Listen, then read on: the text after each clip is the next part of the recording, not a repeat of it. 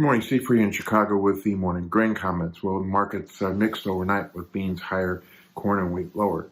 Stocks are a little bit higher, and crude is trying to hold near the $97 level.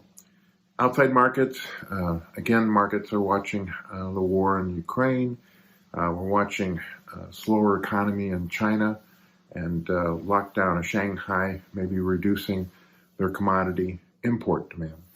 We'll have CONAB later today on the production numbers for Brazil corn and soybeans. Some people think they will actually increase their corn number, but this recent dry spell in Brazil could actually have the USDA keep their corn number unchanged. Soybeans, they could actually lower the number in soybeans.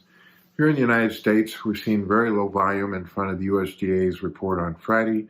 The market will be looking, number one, and see if they raise corn export numbers with the census exports to date bigger than inspections. We also have China back buying U.S. corn. In the beans, we'll just kind of see if they want to add a little bit to the bean export demand because Brazil basically out of the market June forward. We'll also see if they want to raise the crush a little bit. As far as wheat is concerned, not a lot of changes are expected.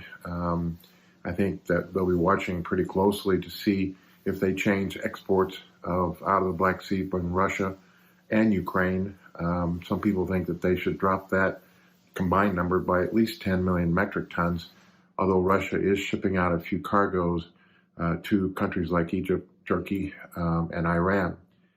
They are the cheapest wheat in the world right now. So we also will be watching pretty closely how the outside markets are handling the fact that the Fed may be more aggressive in reducing their balance sheet and increasing interest rates to fight inflation.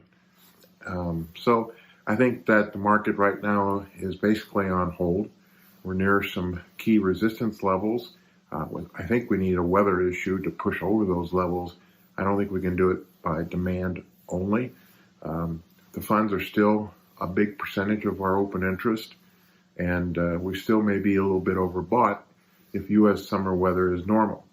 On the other side of the coin, we may near some critical lows if the U.S. summer weather is not normal.